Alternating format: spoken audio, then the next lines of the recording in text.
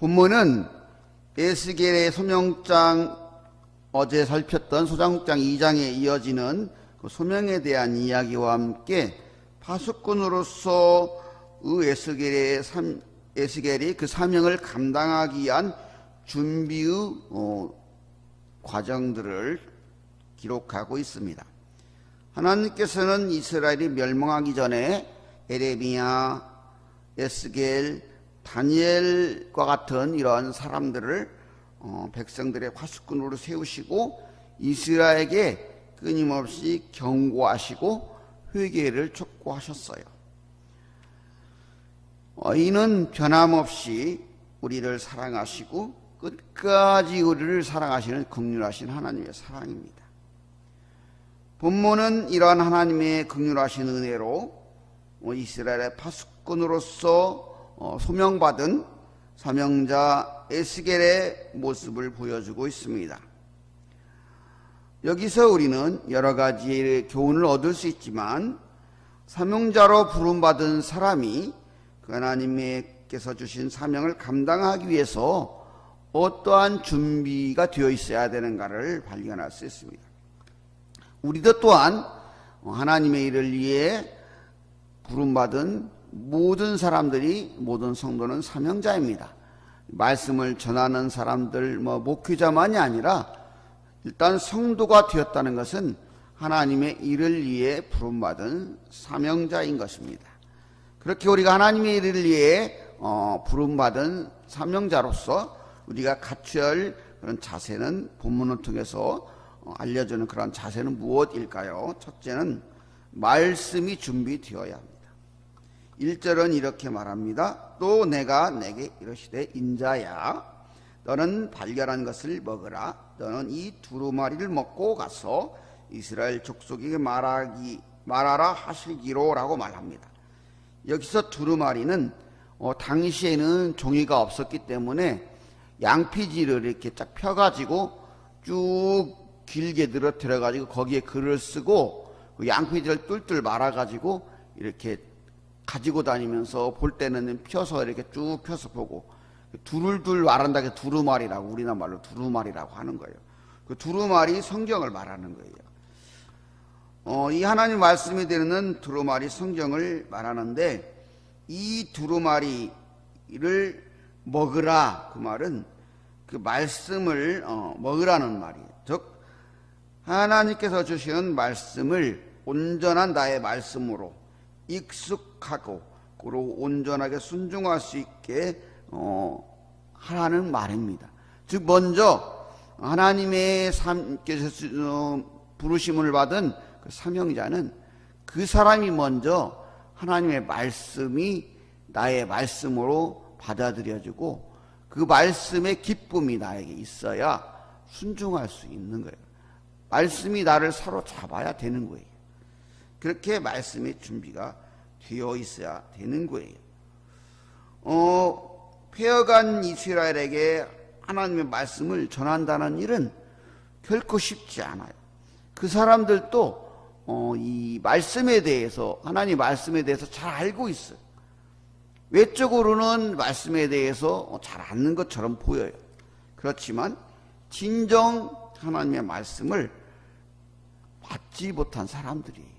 그렇기 때문에 하나님의 말씀을 전하면 틀림없이 대들고 내가 알기에는 이런데 하면서 따져들고 듣지 않으려고 할 거예요. 그렇기 때문에 그 말씀을 전하는 게 쉽지 않을 거예요. 결코 에스겔이. 그래서 에스겔이 먼저 하나님의 말씀으로 자기가 완전히 준비되어야 돼요. 말씀이. 우리도 마찬가지예요. 그래서 예수님께서 3년 반 동안 제자들과 공생애를 하셨는데 가장 중요하게 하시니 말씀을 가르치는 거예요. 그리고 사람들에게도 말씀을 가르치는 일을 하신 거예요. 그리고 모세도 에레미야도 바울도 말씀의 사람이었어요. 모세 하면 떠오르는 게 뭐예요? 율법, 모세 오경. 그렇잖아요. 에레미야도 하나님의 말씀, 눈물로 전하는 하나님의 말씀을 전하는 선지자였잖아요. 그리고 또 그 말씀이 있으니까 내가 전하고 싶지 않아도 내 마음이 불붙는 것 같아서 하나님 말씀 전하지 않을 수가 없는, 내 말씀이 하나님 말씀이 내 마음이 충만하기 때문에 그 말씀이 움직이게 하는 거예요. 그리고 바울이 어때요? 우리가 알고 있는 서신서 13권을 기록한 말씀의 사람이잖아요. 처럼 하나님의 일을 위해 소명받은 사람이 가장 우선적이고 중요한 것은 말씀의 준비예요. 그래서 우리가 끊임없이 말씀을 읽고 성경 공부도 하고 묵상하고 막 하는 것은 우리 모두는 사명자이기 때문에 먼저 나를 위해서도 말씀이 준비해야 되는 거예요. 그러므로 이처럼 사명자인 우리는 하나님의 말씀에 준비가 되어 있어야 됩니다. 두 번째로 하나님의 일을 위해 소명받은 사명자들이 준비해야 될 것은 하나님께 능력을 받아야 돼요. 14절은 이렇게 말하고 있어요. 주의 영이 나를 들어 올려 데리고 가시는데 내가 근심하고 분한 마음으로 가니 여호와 권능이 힘있게 나를 감동시키더라 말합니다. 앞에서도 본 것처럼 에스겔은 지금 바벨론의 포로로 와 있어요. 바벨론의 2차 침공 때 2차 포로로 다른 사람들과 함께 끌려가서 지금 바벨론 땅에 있어요. 이 말씀을 전해야 되는 1차적인 대상들은 이 포로로 끌려온 사람들이에요. 그렇지만 이 포로들은 포로로 지금 끌려왔음에도 자신들은 아직도 하나님의 백성이야 라는 자긍심이, 헛된 자긍심이 충만한 사람들이에요. 반드시 하나님께서는 지금 우리가 포로로 있지만 빠른 시일 내에 우리를 회복시키시고 돌아가게 하실 것이야 라고 생각하고 있는 사람들. 그런데 이 사람들에게 소망의 말씀, 희망의 말씀을 전하는 것이 아니고 비통, 애통이 포함된 심판의 말씀, 어쩌면 더 절망을 주게 하는 말을 전해야 된다는 것은 생각해 보세요. 쉬운 일이겠는가? 아마 그 사람들이 그럴 거예요. 야, 에스겔, 네 말이 사실일지라도 우리는 그거 말하지 마. 지금 우리가 포로 생활하는데 얼마나 힘든데 좀 우리가 희망을 가질 수 있는 말을 전해야 되지. 그게 하나님 말씀이라고 생각하지 않아. 그랬을 거예요.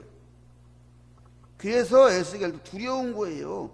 그리고 에스겔도 그 바벨론 포로지에서 부름받은 사람이에요. 그게 본인이 하나님의 말씀을 전한다는 거 쉽지 않아요. 에레미야가 눈물로 말씀을 전하며 막 수많은 이런 고난을 받았잖아요. 결국에는 그 사람들에 끌려가서 죽임을 당했다고 하잖아요.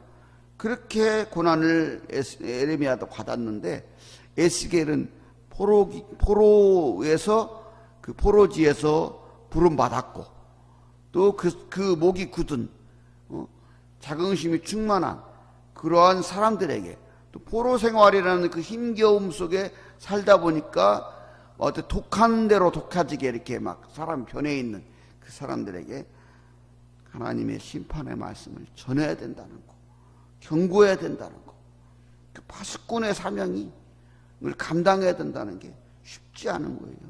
그래서 하나님께서는 그에게 능력을 주시는 거예요.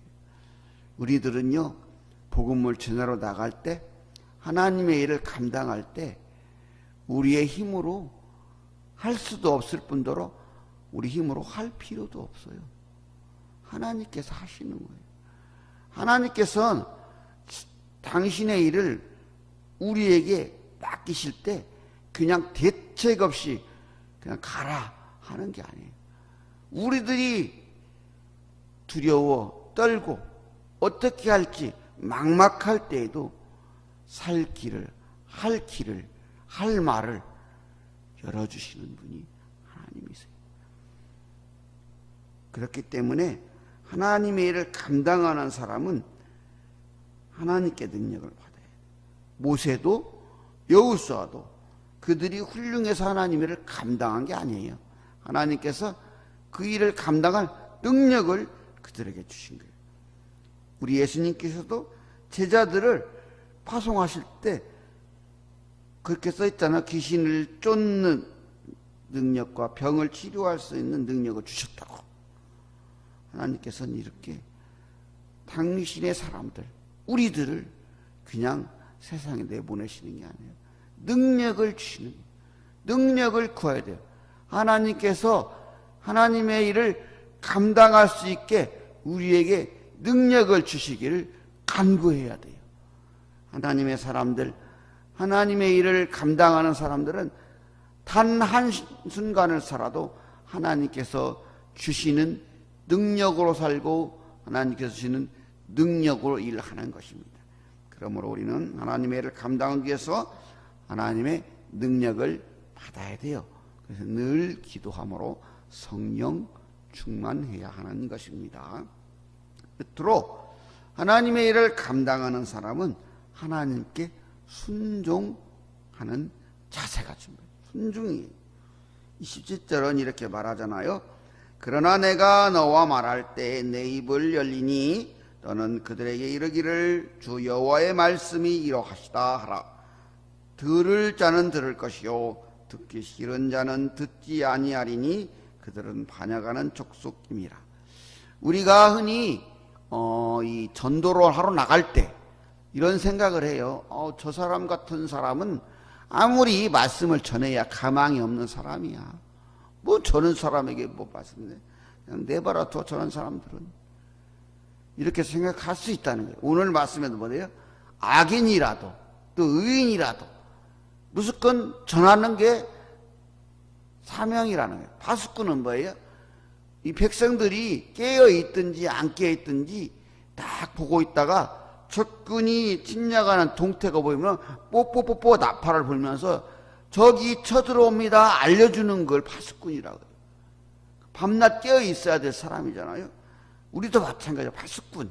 에스겔이 이스라엘의 파수꾼으로 지금 잠자는 이스라엘, 헛된 자긍심에 빠져있는 이스라엘에게 그들의 현실, 그들의 현 주소를 깨우침으로써 하나님께 돌이키게 하는 그 사명을 위해 부름받은 것처럼 우리들도 이 세상에서 근심 없이 평생 이대로 하는 사람들에게 이대로가 아니에요.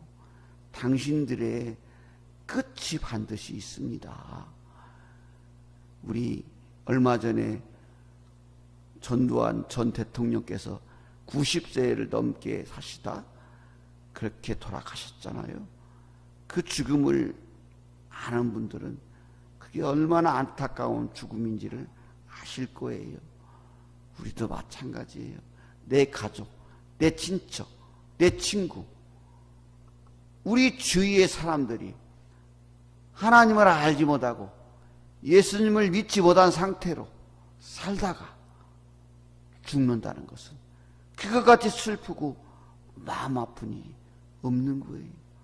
하나님께서는 지금 이스라엘 백성들에게 그 포로지 고통받는 그들에게 야 너희들 잘 될 거야 이런 소망의 메시지를 들어야 되는 사람들에게 너희들 망할 거야. 철저히 돌아키지 않으면 안 돼. 너희들은 70년 포로기를 잘 견뎌야 돼. 이러면서 그런 말씀을 전해야 되는 사명을 에스겔에게 줬는데 에스겔이 그걸 나름대로 이렇게 조금 바꿔가지고 돌려서 말하고 이렇게 할 수도 있잖아요. 근데 오늘 말씀은 이 뭐냐면 하나님께서 말씀하시는 대로 하나님께서 말씀하실 때 전하라는 의미가 있는 거예요. 무조건적인 순종이 사명자의 자세라는 거예요. 그게 준비라는 거예요. 우리도 때로는 고난을 받고 어려움을 당하는 이유는 하나님께서 우리를 완전한 순종의 사람으로 만드시려는 이유에 그래야 하나님의 일을 할 수 있고 하나님의 사람으로 일하는 거예요. 우리는 잘하고 못하고가 없어요. 하나님의 뜻에 따라서 하나님이 하라는 대로 했는가 안 했는가가 중요한 거예요. 결과는 하나님의 손에 있어요. 자, 아브라함이 독자 이삭을 바치라고 했을 때, 번제로 드리라고 했을 때 조금이라도 이성이 있는 사람이라면 이렇게 상식적으로 이해가 됩니까? 100세에 낳은 아들을. 그러나 아브라함은 무조건 순종했어요. 바울은 어땠어요? 아시아로 가려고 했는데 저기 유럽으로 가라고, 마게도니아로 가라고, 그죠? 그러니까 어떻게 해요? 뜻을 쳐보고 가잖아요. 그때 당시에는 바울이 발견해드렸지만 그 돌이킴이 이 세계를 복음화시키는, 유럽 복음화를 통해서 세계가 복음화가 되잖아요. 그러한 큰 기회였다는 거예요. 예수님은 어땠어요? 하나님의 아들이잖아요. 예수님이 하나님의 아들이기 때문에 그 자체로 위대하십니다. 그러나 우리는 사람으로 오신 예수님으로서 봐야 돼요. 그 사람으로 오신 예수님이 순종하시기를, 십자가에 죽기까지 온전하게 순종의 본을 보였다는 거예요. 우리가 믿는 예수님, 하나님은 스스로 100% 순종의 모습을 보여주신 거예요. 예수를 믿는 우리들은 먼저 우리의 주님이 그렇게 하셨기 때문에 100% 순종의 자세를 가져야 돼요. 하나님이 원하시는 것은 그러한 거예요. 이 사람이 얼마나 능력 있고 뛰어나고 이런 걸 보시는 게 아니에요. 하나님께서 하시란 대로 얼마나 순종하여 나가는가를 보시는 거예요. 그 순종의 역사가 일어나는 거예요. 지금 코로나19는 우리가 그동안 잃어버렸던 그런 모습들을 다시 보게 하는 거예요. 그러므로 사명자는 세 번째 마지막으로 순종의 사람이 되어야 됩니다. 순종이 준비되어야 돼요. 본문을 통해서 우리는 많은 교훈을 얻을 수 있었지만 이 중에 이스라엘 파수꾼으로 소명받은 에스겔의 소명의 준비 모습을 통해서 하나님의 일을 해야 되는 사람들이 감당해야 준비될 것들을 배웠어요. 말씀이 준비돼야 돼요. 그리고 하나님의 능력을 받아야 돼요. 그리고 순종의 사람이 되어야 돼요. 이렇게 우리가 하나님 말씀이 준비되고 그럼 하나님께 능력을 받고 순종이 준비되어 그렇게 하나님의 일을 감당함으로써 하나님께 칭찬받고 이 세상에는 하나님의 놀라운 일들을 이루어가는 그런 복된 봉상교회와 성도님 되시기를 소망합니다.